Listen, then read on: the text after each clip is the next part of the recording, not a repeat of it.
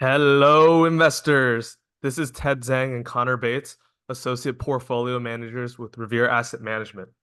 Today is June 23rd, 5:03 p.m. We're both coming to you from Fort Lauderdale with this weekend's Revere Roundup weekend walkthrough.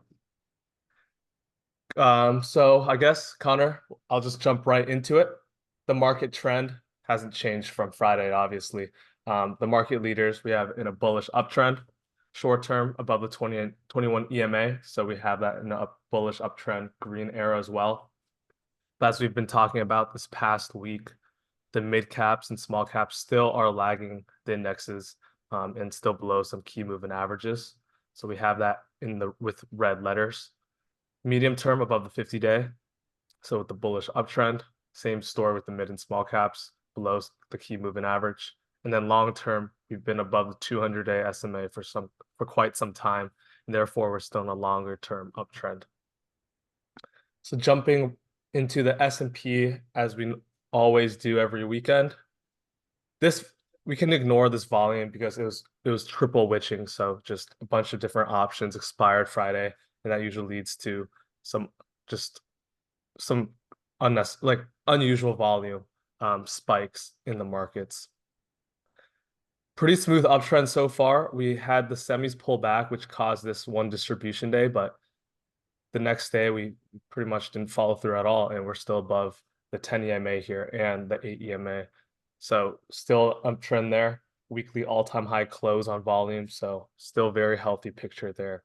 And what is interesting, and Connor has talked about this in the past and on a podcast, is that RSP actually is starting to outperform slowly the S&P 500, and we're really building this nice base here. As you can see, got some VCP characteristics. So maybe if we really get over this high right here, we can start seeing breadth coming back into the markets. And I mean, the other breadth indicators still show bearish divergences, but there's two ways breadth can resolve itself. One is that the market pulls back to meet breadth, or the second way is that breadth expands to the market. The Qs, distribution day caused by just semis pulling back, things like NVIDIA, which heavily impact the market now, being the largest market cap company. We didn't follow through, and this elevated volume, I would not call distribution day necessarily because of triple witching. Once again, we closed at an all-time high on the weekly chart, even though we still have a tail bar or just a wick, an upper wick. So just some short-term exhaustion, perhaps some digestion is needed in the markets after being extended over 8 TR above the 50-day moving average. QQQE, same story as RSP. We have this clearly defined flat base. Over this level, we can really start seeing breadth expand. As you can see, QQQE is still not in all-time highs yet, even though the Qs are. So this is something we're definitely watching in the coming weeks. Mid caps, just gonna go briefly over it. Still below key moving averages, below that year-to-date highs anchor VWAP. But it is building a nice base on base here. We have this huge stage one base and then building a secondary base on top of these previous all-time highs. So still very constructive action. And once again, like RSP and QQQE, we might actually see breadth meet the price of the major indexes instead of the major indexes correcting a lot to meet the lack of breadth. IWM, kind of same story as mid caps, just putting a base on base here. We suspect that the mids and small caps will engage once the Fed starts cutting rates or when the market's confident that inflation is tamed. Dow reclaiming key moving averages, which is why on the trend gauge we took the Dow off from a red reading.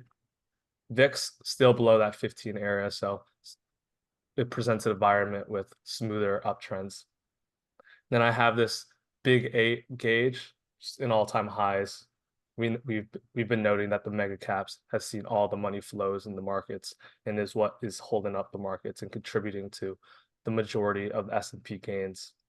And then our RG8, I also made an index, looks very similar to the IWM MDY. So if we can really get over this peak right here, this horizontal pivot, we'll be looking at quite a healthy environment perhaps firing on all cylinders.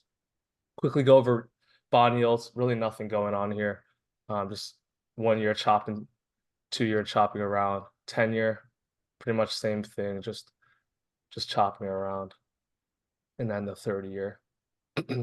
High yields looking actually quite constructive. Junk bonds and high yield bonds, pretty much similar charts in the stage 1 base. If we really break out here, that could indicate risk on as well. Corporate bonds, similar base as well, and same story there. The dollar, this is where it gets interesting because usually when the dollar is strong, equities are weak. And right now we have the dollar breaking out with equities and all-time highs. So there's definitely a disconnect there, and we're paying attention closely. With the dollar strong, gold back below these key moving averages, but it's nowhere near done. As I talked about in the past, we have a perfect classic rectangle forming. So within a range, it's very tough. If you're trying to buy in a range, you're probably going to be met with a lot of frustration.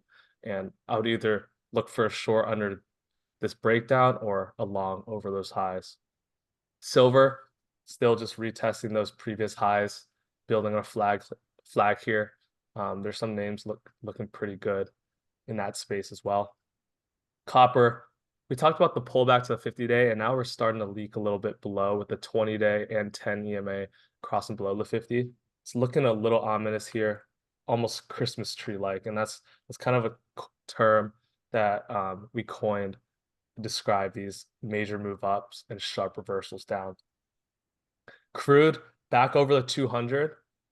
We definitely don't want to see crude get over this 88 level. That might put some pressure on us in terms of inflation. And same with gasoline, reclaiming the 200-day. Definitely don't want to get above this 2.86 level. And then Bitcoin leaking off a little once again, starting to find some support at this 20-week moving average, and we're below the 50-day and all-time high anchor VWAP. But if you really to look at it longer term time frame, I'm gonna get rid of all these lines. We're really just building a really nice range here between I can't do that, never mind. Just between this 60K-ish level to the 74-ish level. And as long as we're in here, we're pretty much normal price action. We have the second iteration of VCP, so maybe we can come back up, build another iteration, and then take out those highs. And then Ethereum, we know that ETF is approved, finding support the 10 and 20 week, and still building its right side. Going on to some breadth. Actually, one thing I also want to point out, the IBD 50 index, let's go on a weekly chart, is really just starting to break out of stage 1 base. And this is an index that kind of reflects the names we like to traffic in, like the liquid leader growth stocks.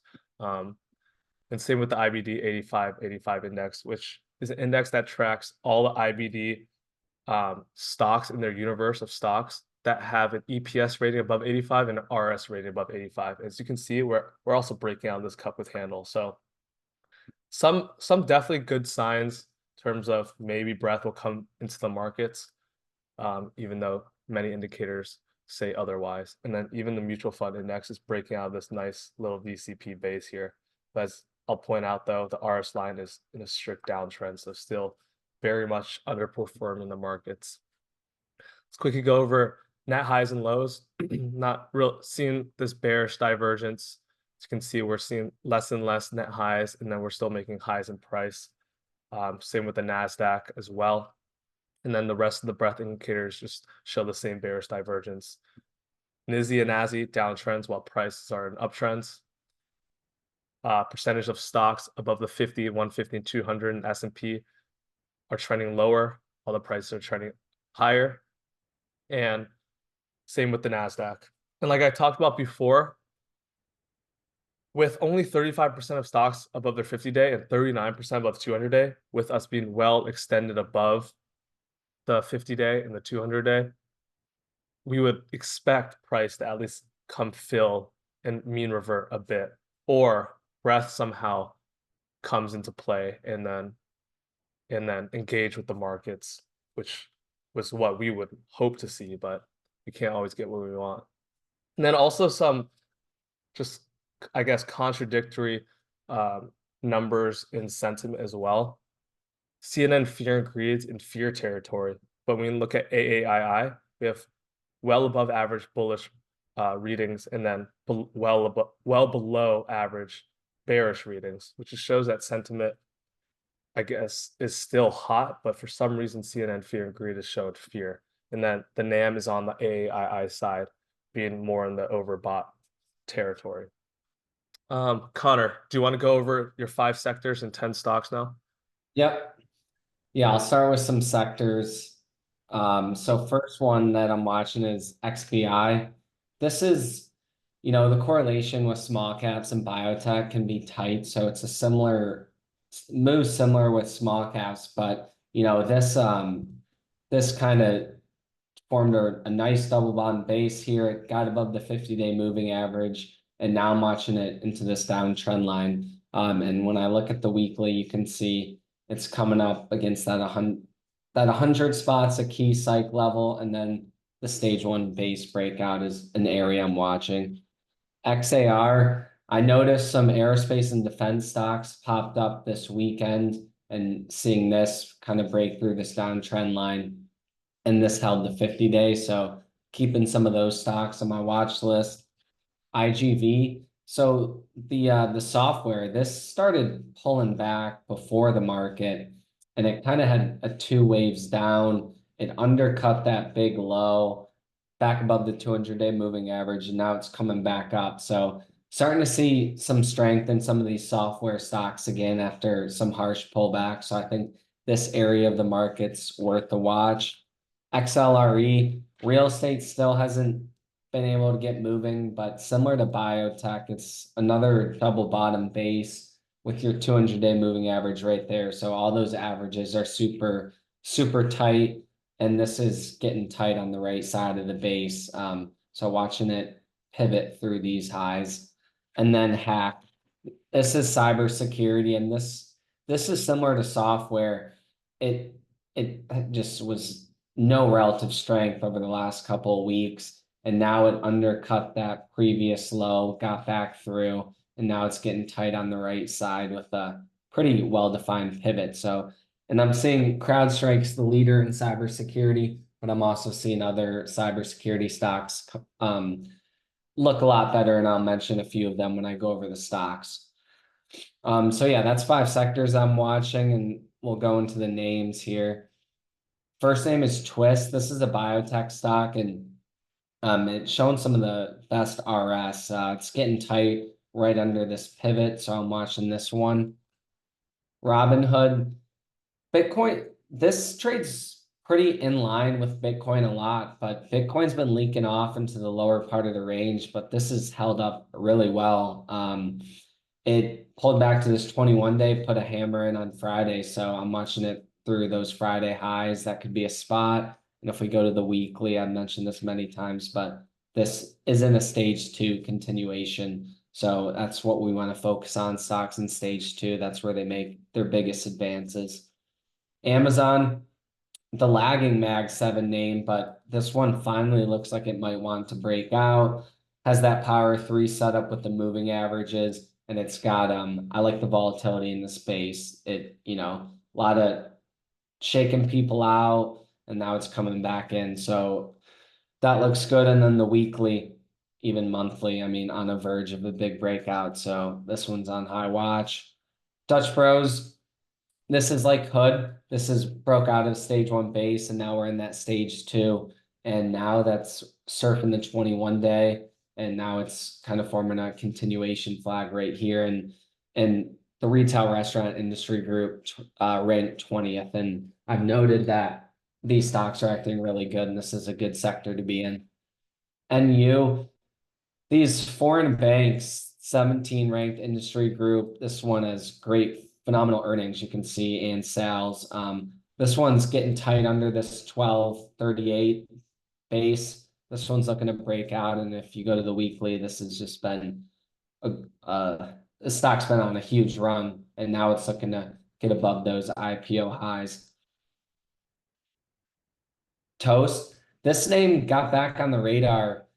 It had that strong gap up through 27. It looked like it was wanting to run, and then it came back in pretty hard. And then just recently it's had some volume back above the 50-day. And if you look at the weekly, this is that 27, 28 areas, that stage one breakout spot. So we'll see if this one can break out and get into stage two uptrend. This could be a good one. Reddit fouled at that 66 spot, and now it's in the bottom of the range. So I'm just watching this name in this IPO base. NVT, these electrical power equipment stocks, a lot of them are pulling back to the 50-day. So it's a make or break spot, but I like this group a lot. And this one has a, it's pretty well defined risk. That 75.86 is kind of your low of the base. And it's right at the 50-day. So we'll see if it can shoot back up and hold. It's got a good risk to reward spot. VST, this is again a utility, and it's in that electric power equipment group. This one's sitting right at the 50-day. So I'm watching that one. GEV, this is that GE Vernova in the alternative energy industry group. And it tried to break out through 82, came back in, held the 21-day, and it's acting normal, like tennis ball action in this flag. And that this was the 18th was the day we took our starter position. It had huge volume and big day. So this one's on watch for breaking out. SMCI starting to make a turn, has been underperforming for a while, then had that pocket pivot the other week on the 13th, shot back up, rejected the 1,000 mark, and now it's coming back in and retesting these moving averages. And I think it's acting totally normal. Couple days sideways to let these averages hook back up. And, this one, it's a powerful mover. So it could shoot right back up to those highs. PANW. So I mentioned hack. I've seen a lot of these cybersecurity stocks are coming back. And this had that ugly earnings gap down on this day, but bond supported the 200-day moving average. And now it's setting up a pretty well-defined like base breakout here at 324. And then in INTU, I included this name because this is a name in software IGV. And I'm seeing a lot of these names start to pop back up. So maybe they could start to outperform. And we saw NVIDIA, Micron, semiconductors had some ugly bearish engulfing candles. So that money's got to go somewhere. And while that was happening, the cybersecurity stocks and the software stocks, they were holding up pretty well. And a lot of them are sitting at pretty good spots after they've been pulling back for about over a month. So those two sectors and some of the leaders in the group are on watch, and some good earnings in those names has propelled a lot of these names higher. So yeah, that's 13 stocks I'm watching for the week ahead, and then I'll just pull up. I do this every weekend if you guys want to pause it, but I just grouped industry groups with some of the leading stocks in those industry groups that I think are setting up and showing leadership. So if you guys want to pause this and take a look at the names. Ted, I'll shoot it back over to you. All right, sounds good. Nothing really on earnings, but I'll just note a few names. FedEx could, I guess, give us a picture of how the economy is doing. MU, Micron, a semi's name. And then the third one we're watching is Nike. That's also a big retailer as well. In terms of the economic calendar going forward, we have some Fed speakers. Tuesday, consumer confidence is a pretty big number. That and consumer sentiment often have a higher correlation with the S&P 500 and its performance. And then we have GDP and initial jobless claims Thursday at 8:30 a.m. And then finally, the index that the Fed says they kind of focus on, which is the PCE index. And that will come Friday and often will drive the markets and can cause some volatility. And so that's going to wrap it. Connor, do you have anything else Nope, on your mind? Okay. nothing from me. So yeah, as always, we like to hear from you. My email is ted@revereasset.com. Connor's email is connor@revereasset.com. It's right here. And then you can contact us on Twitter, DM us if you are interested in just speaking to us, and we'd be happy to respond. And yeah, hope you guys have a great weekend and have a good trading week. We'll see you guys next weekend.